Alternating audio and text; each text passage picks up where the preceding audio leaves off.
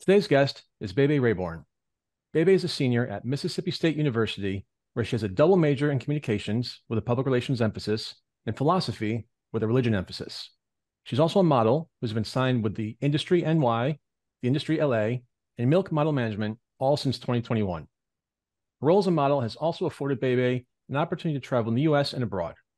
Her interest in advocacy on behalf of victims and survivors of sex and human trafficking led to a volunteer role with the Mississippi Human Trafficking Council and her involvement in No Longer Bound, a group that works on college campuses to raise awareness of human trafficking. BéBé Rayborn, welcome to Next Steps Forward. Hi, thanks for having me. Thanks for your time. I know you've got a busy academic schedule, so we appreciate you fitting me in between quizzes and exams and study sessions. So I really appreciate your time. Thank you. Of course. So I'd originally planned on starting our conversation with a question about your unique name, but instead, I have to start with a news story from last month about your unbelievable summer. You appeared in the blockbuster movie Barbie. How in the world did that come about? Wow. So, summer before last, I was on a work visa in England as I'm signed with Milk Model Management there. And throughout the summer, I'd been given different jobs and opportunities. And working for Barbie was one of the last jobs I'd actually done that summer. You know, how it works with modeling is your agent sends you an email and they send you the company, a time, the rate, and they're like, are you available for this? Is this something you'd be interested in? So towards the end of my time and stay there, I get an email and it's like Barbie Extra and it's like date, time, rate. And at that point, it's a year before anyone even knew what Barbie was. So I was like, is this a kid's movie? Is this an adult movie? I don't really know.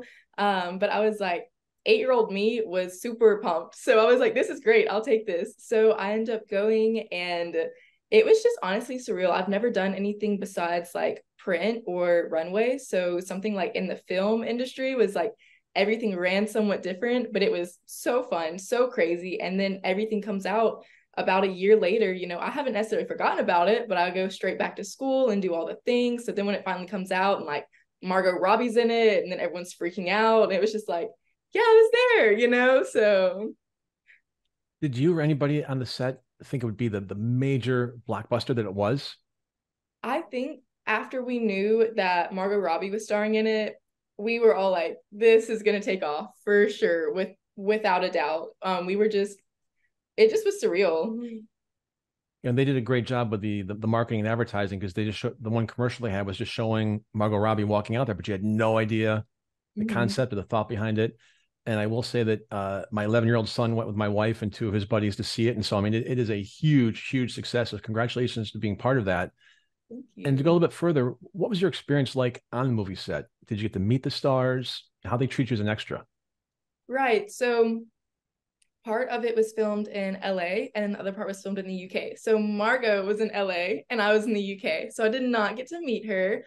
But I did get to meet the director, which was absolutely fantastic. And just being on set, there was about 50 of us or so that were extras. And we all formed these like close spawn community in a way, just like bonding over the experience. And we all still keep up with each other. I remember the movie came out and all the different extras were like posting from their scene and everything. It was just like it felt like I got to be a part of another community. And on set was just so crazy. There's so many moving parts that you assume maybe, but seeing it all in person and just having 50 girls there, plus like the set and the crew, it just, wow, it was a lot to take in. But tell us about your scene or your scenes and how would we be able to find you in the movie?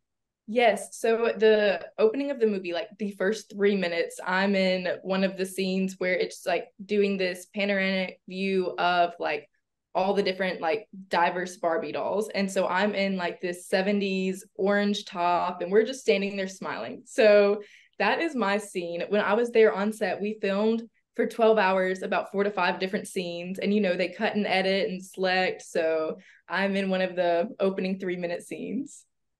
And you have to talk about your very unusual hair extensions. Yes. So of course with Barbie, costumes have got to be top notch. So the week before we even film, there's like a costume dress rehearsal where they bring all the girls in and they have like racks and racks of literally Barbie doll looking clothes. And their hair has to be extreme because that's Barbie, right? So they sew in these very long extensions into my hair down to my literal waist. And they were so heavy. It felt like I had 20 pounds of hair on my head. So by the end of the 12-hour day, I had a little bit of a headache, but it was worth it. And have all your friends and family been to the movies to see you? And what's the reaction been like on campus in your hometown? Oh my goodness, I did not expect everyone to respond in the way they did. Everyone's just been so like happy and encouraging. And I feel like every day, whether I'm walking to campus or I stop somewhere to eat in like Starkville, Mississippi, people are like, "You were the girl who was in Barbie." And I just never thought that'd be something someone would say to me. So I've had tremendous support. I've had all my friends go to the movies and they'll send me a picture of like when they see me, and just a lot of encouragement, which has just blown my mind. It's been great. And has that experience led you to want to be in other movies or TV shows? I don't know. I never grew up thinking like, oh, maybe I want to be an actor and actress one day. And I don't know if that's something, definitely, unless it all just happened to fall in my lap in some way, I don't know if that's something I would pursue. Okay, now let's talk about your first name. Is BéBé your legal middle name? And if so, what's the story behind your parents choosing it? Yes. So BéBé is actually my legal first name. So on my birth certificate, my name is BéBé Alexis Grace Rayborn. And so originally, my parents were going to name me Alexis Grace, call me Lexi. And my mom just said she was praying about what to name me. And BéBé just kept popping in her mind. And so she talked to my dad about it. And they were like, we'll name her Alexis Grace and just call her BéBé. And then my dad, being the very fun man he is, he's like, let's just go ahead and put on her birth certificate as her first name, And I think my mom was quite hesitant about it, but I'm pretty sure my dad's the one who filled out the birth certificate. So he put BéBé as my legal first name and Alexis Grace is my middle name. So BéBé is my legal first name. And is there a special meaning or significance to the name? Well, my mom's side of the family is French and Hebrew. So Bebe is French for baby. So to her, I really am like her truly special baby because my mom had me when she was 44. I was her only child. She didn't think she was ever going to have children. So when she finally had me, she just said she felt like it was such a blessing. So it's very endearing to me. Have you ever met someone else who spells and pronounces their name the same way? I have never met anyone named Bebe as their legal first name. I've met a couple Baileys who said growing up their families would like call them Bebe, but no one whose first name was Bebe. What do you appreciate most about having a unique name, and how has it shaped your perspective or individuality? Wow, it's been an interesting ride. Growing up, you want to be like everyone else, especially when you're younger. And so having the name Bebe, of course, in middle school, like boys will pick on it or teachers pronounce it wrong. And honestly, there's so much identity in a name in the sense of like it's a label for you in the sense that you create the name. And now that I've just grown up with the name Bebe and no one else's name Bebe, I think it really does help me to just identify with who I am solely, not being like, oh, well, I would know like someone so named this or someone so named that. And it seems like such a small thing, names. But when you think about it, that's the one thing you have and you carry throughout your entire life, like that is no matter what happens in life, like your name is your name. And I've just been so grateful to have something that A is a great conversation starter, B helps me connect with people because it's a great icebreaker, It's like, hey, nice to meet you, I'm Bebe. And people are like, you're what? Or they'll laugh and be like, okay, sure. Or people will be like, that's not your real name. So automatically, I feel like it just allows me to connect with people off the bat. And what advice would you give others who may have unusual names and want to feel confident about them? Oh my goodness, you just have to fully embrace it. Like, you can't be, when things that you can somewhat maybe possibly feel insecure about, those are the things you just have to fully embrace. When you take something and you make it yours and you're confident about it, no one's going to say anything about it. If you have a name and you're timid and people are like, what's your name? And you're like, oh, I'm so and so. And no, just always be so proud of like your name and where you're from. And that's also like earning respect from people when you respect yourself and who you are. All right, I'm sure I've given you enough questions about your name. Let's move on and talk about the modeling profession in general and your modeling career. Yes. Obviously, you were young when you got started in the modeling industry. What inspired you to become a model? Honestly, growing up, I was tall and lanky. I had a size 9 foot by the time I was in the 6th grade. And so adults would always be like, oh, you should be a model. And so me with my braces and like, curly hair. And I just was like, they're crazy. And there was a local agency though called JEA in Jackson, Mississippi. And I was like, like I think I was first interested in it as the artsy aspect in it. I grew up with Barbie dolls. I would go to the like fabric store and get fabric for them and like dress them up and make little clothes for them. So in my mind, I was like, this would be like a fun creative outlet. And it ended up being maybe slightly less creative in the sense that you don't get control over like the creative realm of necessarily like the shoot and what's going on, but still being a part of it was something that really made me interested in becoming a model. And are there any fashion designers, photographers, or fellow models whose work you admire or has inspired you? Oh my goodness, yes, so many. Wow, even just girls I've met through modeling. I have a friend who's a great model. Her name's Sarah Hemi, and she is from Japan. And a lot of her work that she does is just so effortlessly beautiful. And it's not just from the fact that she has like a great face, but her personality shines well through every photo she takes. She's the most positive, kind-hearted person, and you can just tell that countenance through her pictures. You graduated from high school at age 17, signed with a modeling agency the following spring, and then went off to New York on your own. Mm-hmm. You lived with two other young models in an apartment provided by the agency. How's an arrangement like that work? And did your relationship with the two complete strangers help you settle into your modeling, or was it a competitive situation? Oh my goodness. It was like showing up in New York and not even knowing the place you're going to live at until you knock on the front door was kind of one of those moments where in life where you're like, how did I get here? Like, what am I doing? And so I remember specifically going up to the mall apartment, you know, it's in the Chelsea area in Manhattan, New York. And I remember knocking on the door, and this really chill girl opens the door and she's like, hey, I'm Janice. This is like, are you one of the models? And I was like, 17-year-old me was like, uh-huh. I was like, yes. And she's like, okay, you can come in. So I come in, settle my stuff, and she's off the bat like, yeah, stuff like this can be awkward, but we're just gonna chill. And I was like, perfect. And so the two girls, it was very not competitive because the three of us had very different looks. You know, one of them's name was a Jacques. She was from South Sudan, grew up in a refugee camp. This tall, beautiful, very, very dark complected girl, short hair.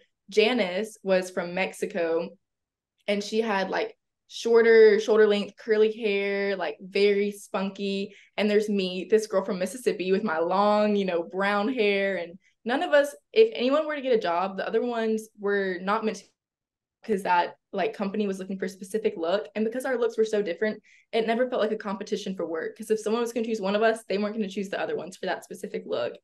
And they just like, wow, getting to live with them and see, hear like where they came from, like what their home countries were like, what their customs were, and as well as like just bonding and being friends and like being so different and having almost nothing in common, but being able to come together and then like laugh and talk about work for the day. That just really made me think like, okay, maybe this isn't such a scary thing after all.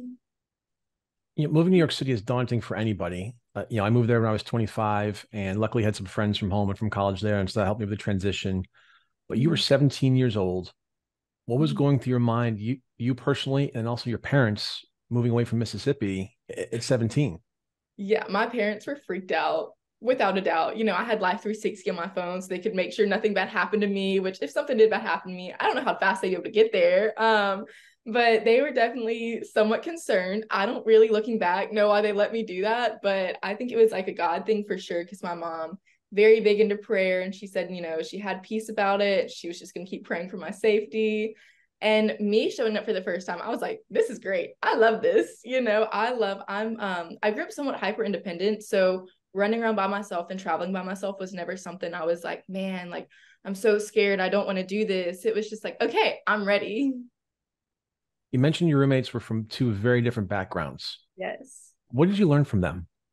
So much. I think it expanded my worldview a lot. You know, when you grow up somewhere that the vast majority of people around you grew up with similar experiences, you hear about things on the news and you hear about things going on in the world, but it's not materialized to you, you know, like it's not tangible. And then you get to talk to people from those places.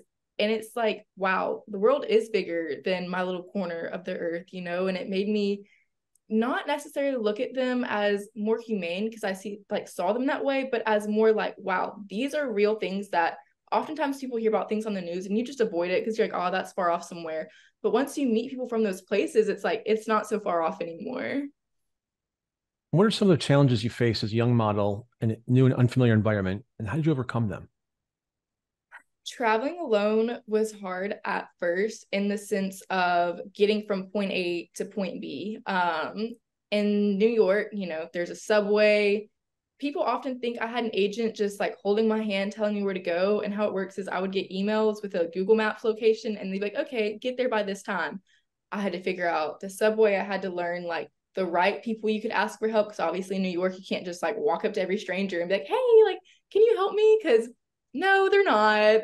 And I just learned that like no matter, there'd be moments where I grew up with a little bit of anxiety. I would like freeze and shut down. I had to learn how to work through those moments to get myself from maybe one place to another, or to work through an uncomfortable situation with like someone on the street saying something inappropriate, or people approaching you and like not really leaving you alone. It's like how to work through that mental block of like, I just want to like shut down and crawl back right now to like, no, how do I deal with the situation and not just run away? And what have you found most rewarding and most difficult so far about modeling? And what assignment would be your dream come true assignment? Wow. Most rewarding would just be the fact I, at such a young age, have been able to meet such a diverse group of people. I don't think that's a very common thing for a lot of people if you didn't grow up traveling. I feel honored that I've been able to have that experience because I'm just now 20 and I've been to several different countries and met people from almost every continent. And that's just fantastic to me. What's hard, honestly, being a girl is already hard in the sense of like, do I look okay? Am I the right size? And then being a model and also even in college and you're surrounded by people all the time, I have to remind myself like it's not a competition. Like, yes, this is a very secular thing and it is based on a lot of aesthetics, but like you are not just the body you're in, you're more than that. And that's a hard thing to remember when it's constantly about the body you're in. And so just having to work through those hard moments has been a learning curve for sure. And then what was the last question?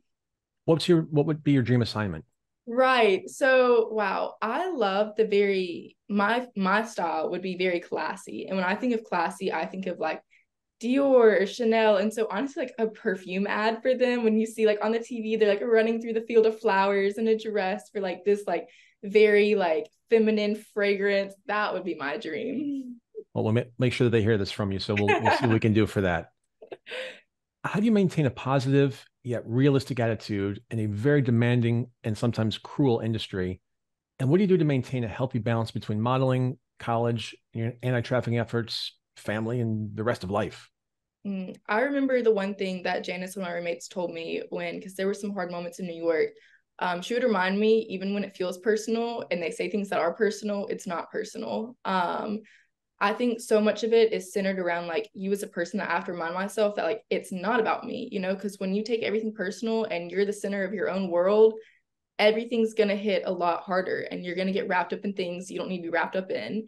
And the positive attitude, honestly, one thing I've prayed a lot recently is like, Lord, help me to love others better, like every day. And when you're so focused on like, how can I genuinely care for other people, whether it's my roommates or people I encounter at work, it's like, wow, seeing them as like the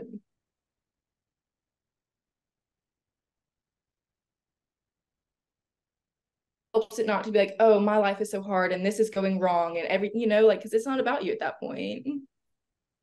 Lord, help me to love others better. We need more Mm-hmm. people to think and to act like that. Mm-hmm. Do you have to stay up to date with the latest fashion trends and industry developments, or is that something that takes care of itself? I definitely have learned boundaries when it comes to staying up to date with everything because especially being here at college when I'm going back and forth between modeling, if I get so wrapped up in like every new thing that's going on, I'll start to be like, oh, well, maybe I shouldn't be in college right now. Maybe I should be out in New York instead of like earning my degree, or maybe that could have been like me or someone I know, or I'd have more connections. And so while yes, I like to keep up with like specific trends and big things going on, I have to learn to like compartmentalize my life. And what advice would you give to someone who's aspiring to become a model, especially someone who's your age and looking to enter the business? Wow. I would say before anything, before you want to become a model, do a self-reflection. See, if you're in a place mentally that if you were given the position and opportunity, like how you would handle it, if it would change you as a person, you know, why you want it. Because if you want to do something to be liked or you're willing to get any job, you're going to probably cross a lot of personal boundaries without even realizing it. You're going to wake up one day and you're going to be like, hey, who am I and how did I get here? So definitely start with some self-reflection. And then if you really want to take the next right step, find a local mother agency. You know, mother agencies their job as a smaller agency is they have connections to bigger agencies, so they get you signed that way. It's not like you're conquering a mountain, you're starting where you're planted. Are there any dangers that younger aspiring models need to be aware of? So many, so many. Naiveness, being naive, that will get a lot of people in a lot of situations. Yes, have a positive outlook, but also see people for who they are. People will offer you things, they'll want to spend time with you, they'll want to get things out of you with promises of returning that. Right? And you just really have to protect yourself, because yes, everyone should be treated with dignity and respect. That doesn't mean they deserve your time. And so, especially with young girls, there's a lot of older men in the modeling world. And I don't just mean like, people think of like older creepy guys. I mean like older guys as in like 30, 35, who will be like, I can get you this connection and this thing, just come out to like dinner and drinks with me tonight, and like, build those relationships. And it all makes, in every lie, there's a little bit of truth, that's how they fudge it. But you just have to look out for yourself and realize people are probably more selfish than they're making it seem. I'm afraid to tell you how old I am if you're calling older guys 30 or 35 years old. So I'm No, going to I just mean older than overlook that 20 statement. year olds. Can you share some insights into the behind the scenes aspects of modeling that people in their audience may not be aware of? Yeah, people are often like, man, your job's so fun. And every time I finish a job, I feel like I've just hit a wall and I need to stare at a wall for like 10 more hours.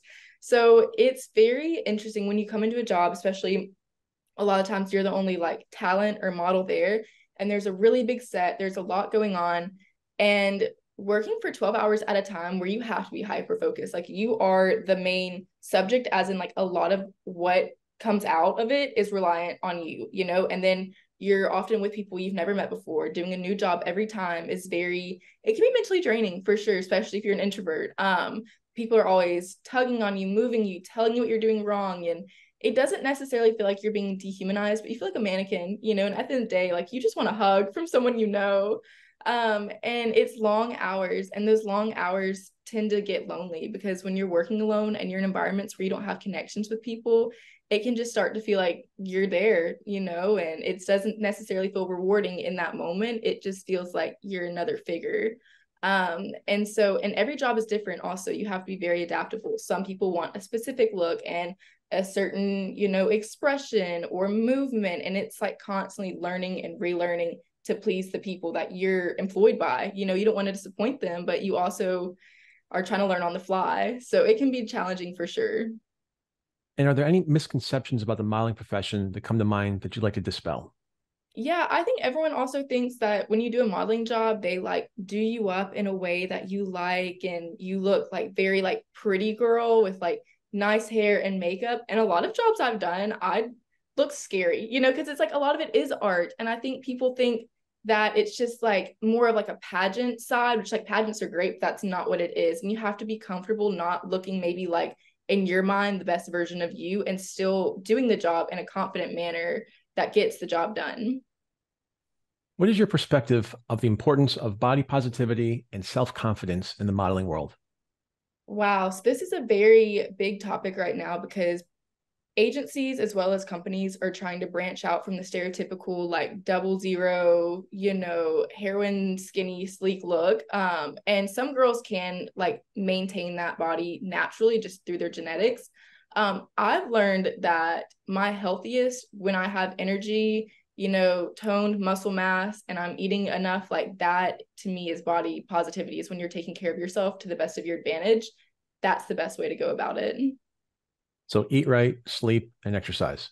Yes, drink plenty of water too. I've learned that water is actually essential to, be healthy and living. So, And what are your long-term career goals in modeling, and where do you see yourself in the future?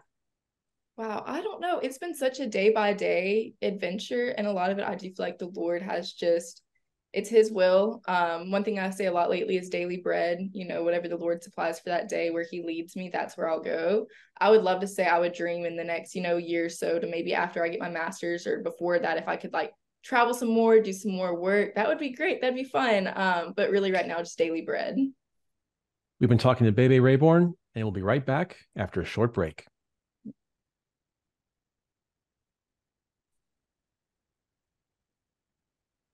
All right, perfect. All clear. Thank you. How are we doing? Oh, doing good. There was one point there where yeah, She, baby kind of froze for a few seconds, but do you have any other than that was do, good. do you have any applications in the background, baby, to close?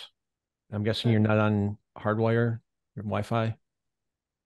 I'm on my apartment Wi-Fi. Okay, wait. It says that I'm on the public apartment Wi-Fi, but I also have my personal like apartment Wi-Fi. Would it help if I swap that? I think so, yeah. Just get a stronger signal. Yeah, I wasn't sure if that was me or you, so I'm glad it wasn't me.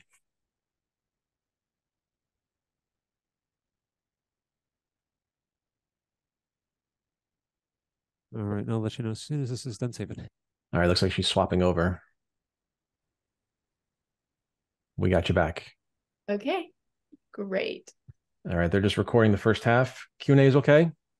Yeah, it's great. Am I doing okay? Anything I needed to do better or Awesome. work on? No, Okay, you're you be you. You're killing it. thank you. Um, so do a little bit more on modeling, unless you're tired of that, and then we'll go into your volunteer work, Okay, which is great. how we got connected. Yes. Did I ever connect you with Heather Fisher, Thomson Reuters, or Andy Berger? I did not. No. Okay, let me do that. I'm making it right now. Heather Fisher is a powerhouse for Thomson Reuters in Washington, D.C. Okay. She's just like the standard bearer as far as I'm concerned in anti-trafficking. And Andy Great. Berger is the one that raised this issue to my attention. She's the one I mentioned who was trafficked at age 6 months to 16 by her family. Mm-hmm. And she's actually become a close friend.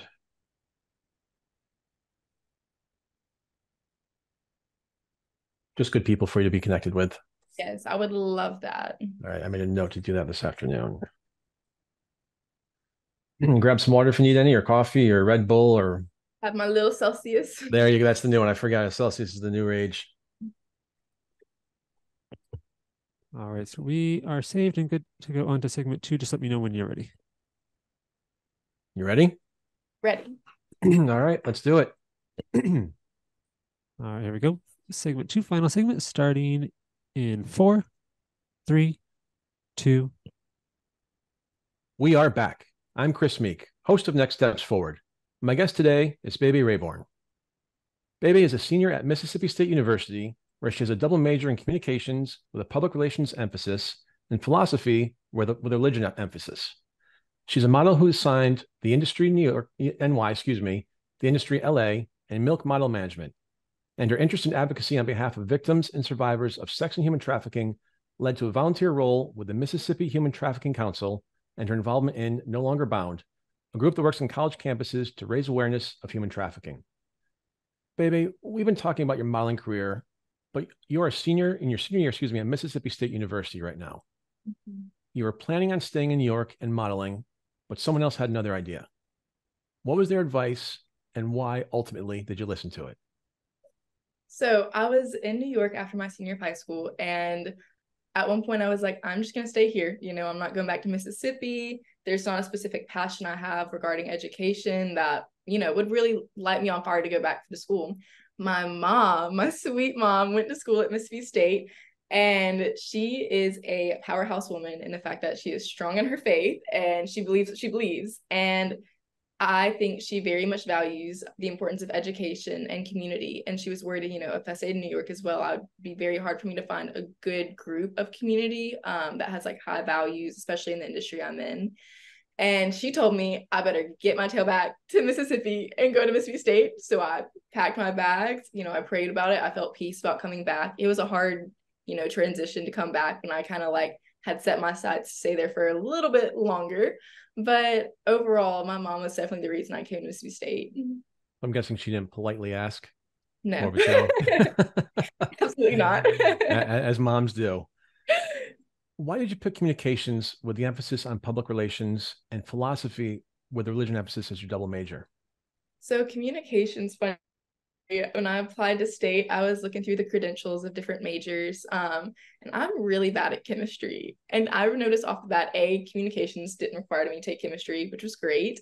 And B, I, love people and talking to people, but communications isn't just, loving people and talking to people.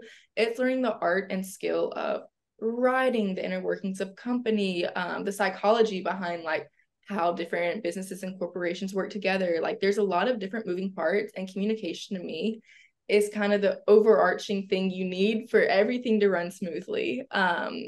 And so with philosophy and religion, I didn't add that until my sophomore year. You know, I love my classes. I love, you know, learning the technical aspects of writing.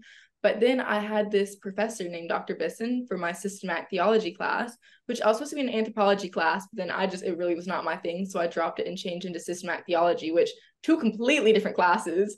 And he has just been this amazing professor. You know, he taught biology in the UK for a while, and then he wanted to go to seminary and become, you know, a preacher or pastor. And he looked at Wales and New England and Canada, and then Reformed Theological Seminary in Jackson, Mississippi.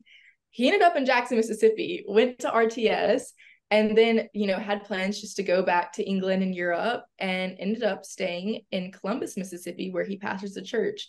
And then he was offered a position through someone at like his church for an opening in the religion department.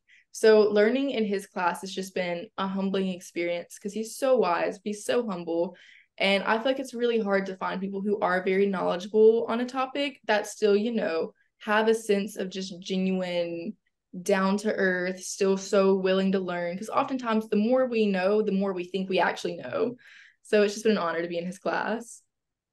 I mentioned earlier that you're in your senior year at Mississippi State, but I want to correct that and say you're into your final year of undergrad studies because you're graduating early.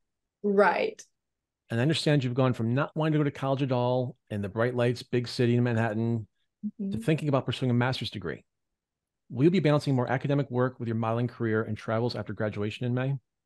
So right now I am in this great in-between place where I didn't realize until towards the end of summer that I was actually had the classification of like senior final year. I thought I was going to my junior year of college, but I had taken 26 dual enrolled hours before I even came to college. In high school, I dual enrolled in a community college.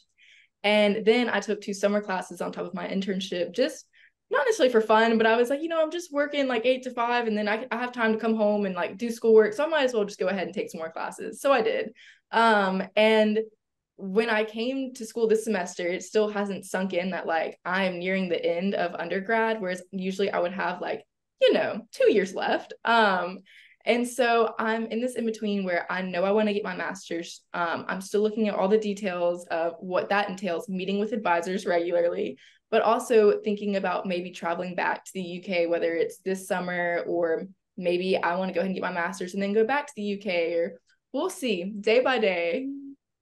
So I think Webster's Dictionary needs to upgrade their image next to overachiever and put you in there. Thank Go you. from 8 to 5, take some extra classes, no big deal. Yeah, whatever.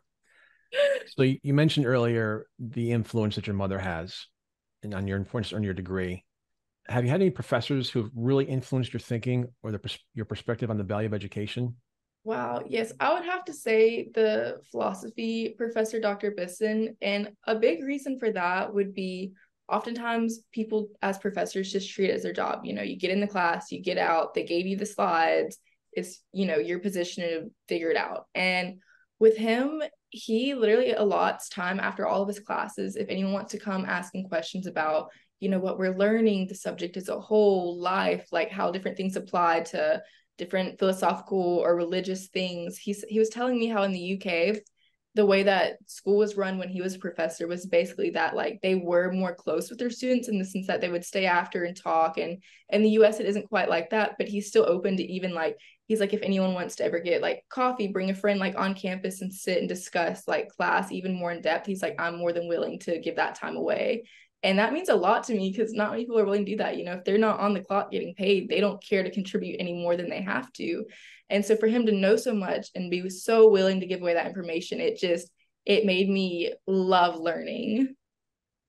Do you have any other role models, either in or out of modeling or education?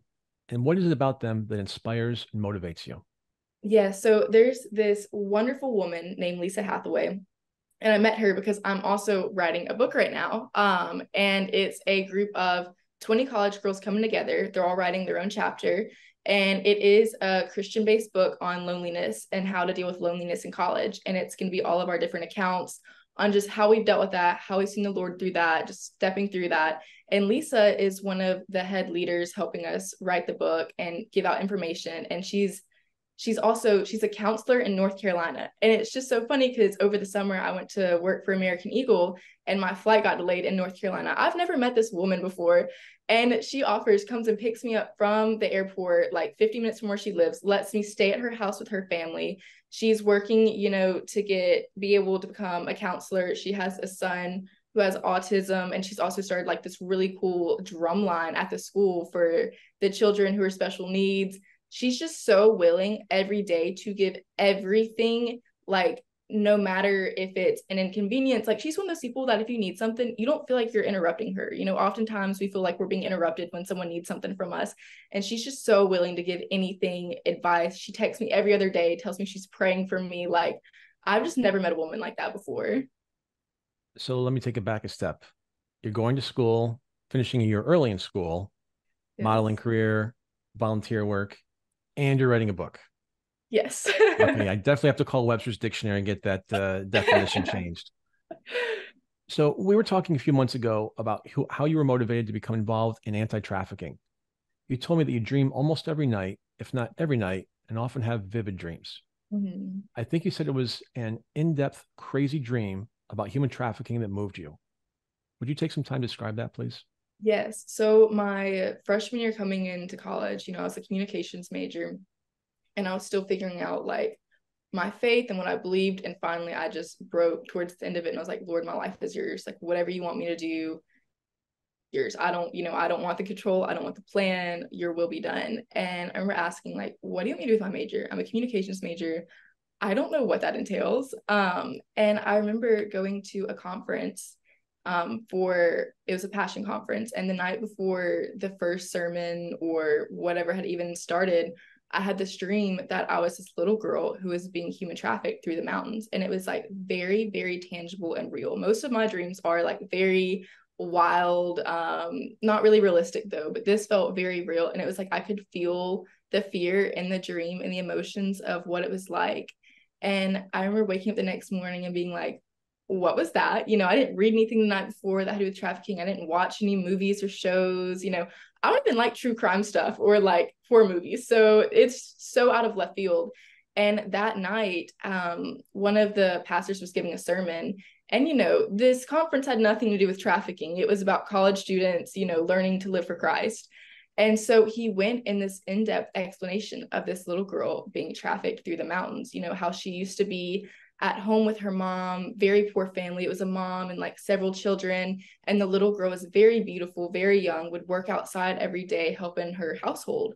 And this guy came by several times and asked her mom, could this little girl come with me down to the city, and we'll put her to like actual work and we'll send the money back to you, everything she earns, and you'll get to see her like once a month. And the mom was really uneasy about it. And she was like, no, I appreciate the offer, but no. And so then, they continue to struggle even more. And he comes back by again and asks again. And the mother gives in and lets him take the little girl.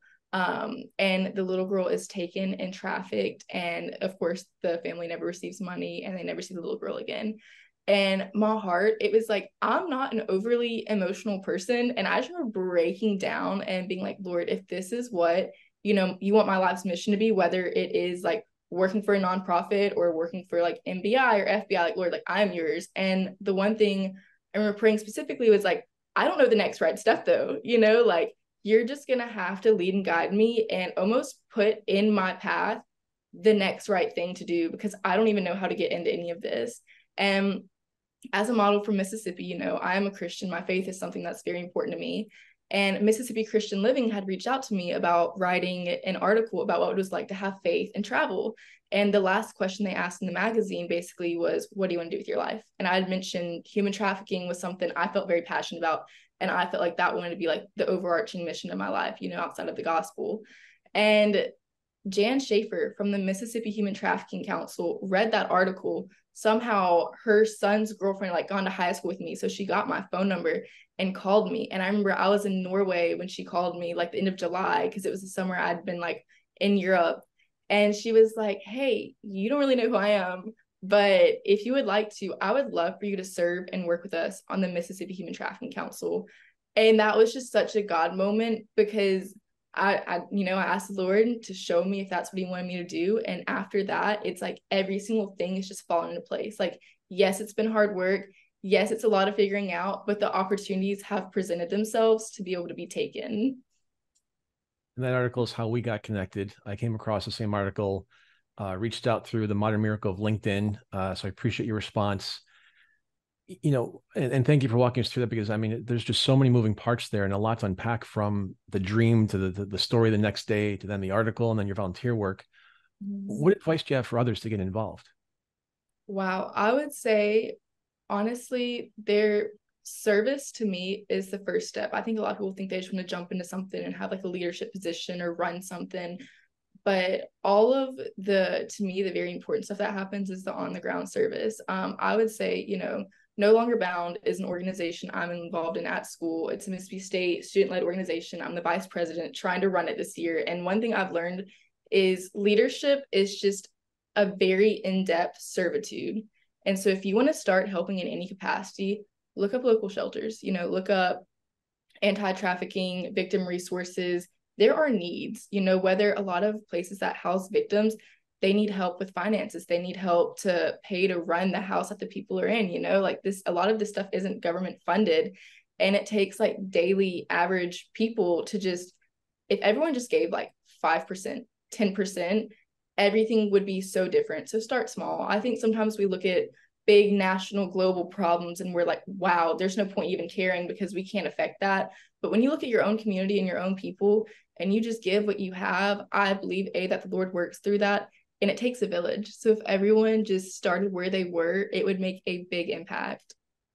Well, and I love that. It's the concept of, think global and act local. And you and I were speaking before the show about how human trafficking has become a big issue that I've been putting a lot of spotlight in guests like yourself on there. And I just want to touch on the Safe House Project, Andy Berger, Heather Fisher, Alina Donahue. These are all shows about human trafficking. And I've admitted a dozen times, at least on the show, that I had my head in the sand about this. Like, I live in Fairfield County, Connecticut. There's no way it could happen here. And it's exactly where it happens. It happens everywhere. You can't Google human trafficking without seeing 9 articles about something in New Jersey and Arizona and Seattle, Washington, and insert your town here. And so just for you to get involved at apologies, but at your young age, it's just amazing. And just to raise awareness on campus, because that's where a lot of it starts. You see and read more and more stories about people not involved with the university community going on campus and meeting people on there and grooming them and taking them. And that's just unfortunately, that's how it starts. And to that point, what do you share with people about sex trafficking and human trafficking? And what should parents and young people understand about trafficking? Yeah, so it looks a lot different here in Mississippi and many states than people assume. There's this whole like white van theory in the US that kids are just like nabbed off the street by some guy like trying to sell candy, and like people are kidnapped. It's just a very, very, very small percentage. One thing is that people are often trafficked out of their houses, like their families, whether they're want money for drugs or they don't have money to pay the bills, will traffic their own children, have men come in and out, pay them for sex acts, or even like people put very, very young underage people to work for labor trafficking. And, those individuals don't get a say and if they're paid, whether they're paid, where they're working, any of those things. And so if we're more aware of the factual signs going on, that's how it can be more helpful than if we're just like, encaptured by the sphere of like, being kidnapped or like, yes, don't walk alone at night, especially if you're a girl or you're younger, like don't do that. But that's not necessarily like where a vast majority of it happens. I think teachers should be very aware of signs of trafficking because those kids are coming into your classroom every day. If something's off or they seem like a juvenile or something's wrong, like check into it, those are a lot of the places that we need to be looking out for things that it just goes right over a lot of people's heads because they're looking for the wrong signs. To that point, I never thought about teachers being trained and looking for signs. There are other industries, though, that put specific training time into it. I've seen an article recently on Delta Airlines, the Truck Driving Association. They're doing a big education push. And so it's a great point with teachers on that. How do you or will you measure your impact in combating trafficking? And what would success look like to you? So right now, through helping run No Longer Bound. Something new we've decided to do this year is, I talked to the president and I was like, hey, I think this outreach and awareness, this is great. Advocating is great. But like the next awareness is action. And if you're not taking action, everyone just knows there's a problem. Like really not that much is happening. And so we've selected a victim services nonprofit in Mississippi that we are currently, for the first year ever, trying to put together a university fundraiser for.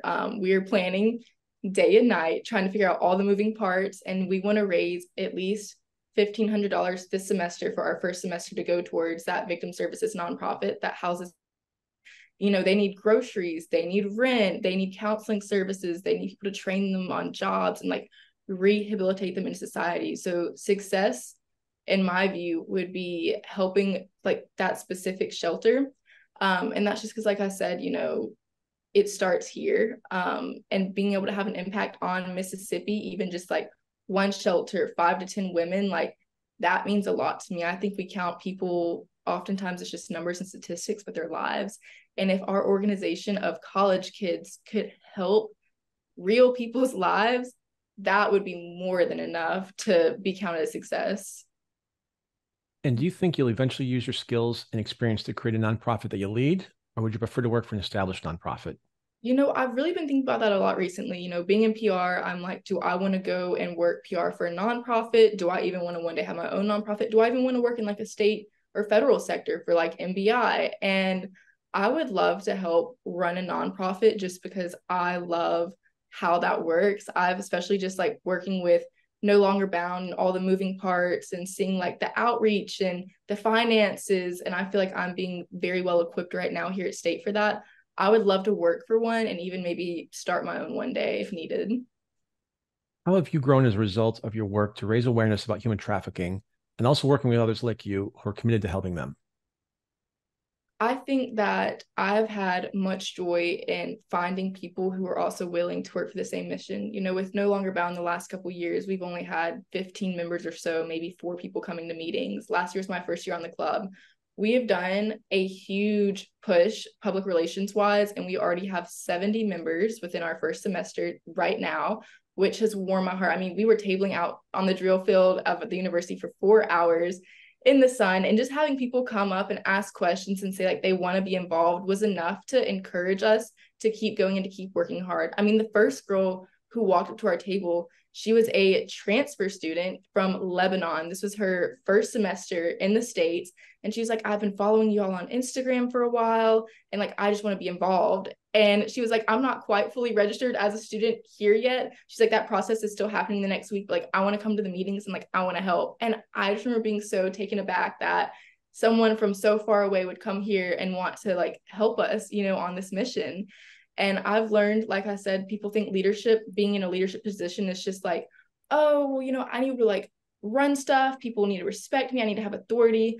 But that's not how that works. If you people under you in the general body are looking to you to see how much you care about it, what you're willing to do, like serving them and helping them in any way helps the organization as a whole. I think leadership is just a glorified servitude position, honestly. And if everyone were to realize that, I think even the country would run a lot better.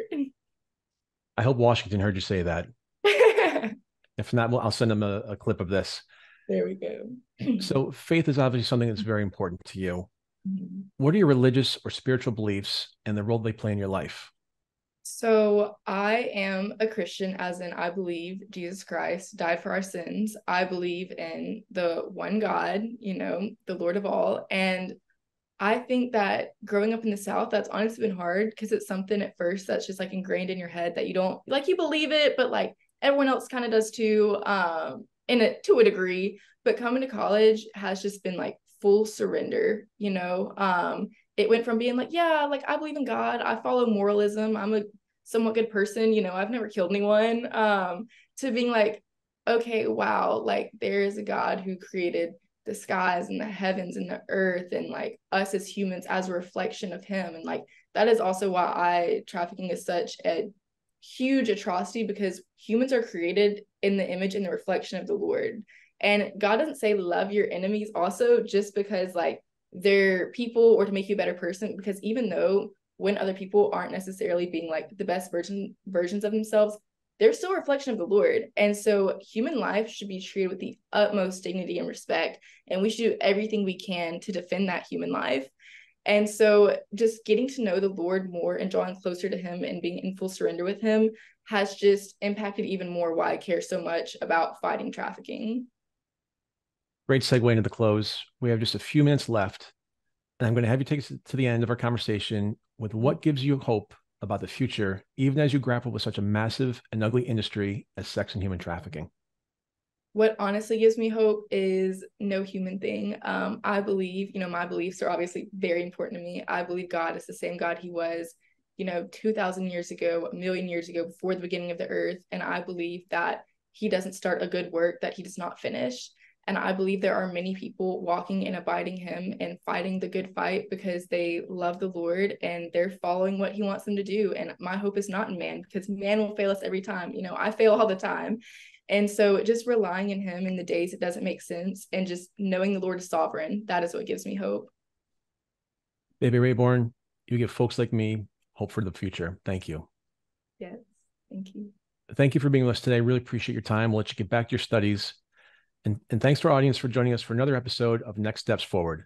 I'm Chris Meek. For more details on upcoming shows and guests, please follow me on Facebook at facebook.com/Chris Meek Public Figure, and on X, formerly known as Twitter, I'm not sure how long we have to keep saying that, at Chris Meek_USA. We'll be back next Tuesday, same time, same place, with another leader from the world of business, politics, public policy, sports, or entertainment. Until then, stay safe and keep taking your next steps forward.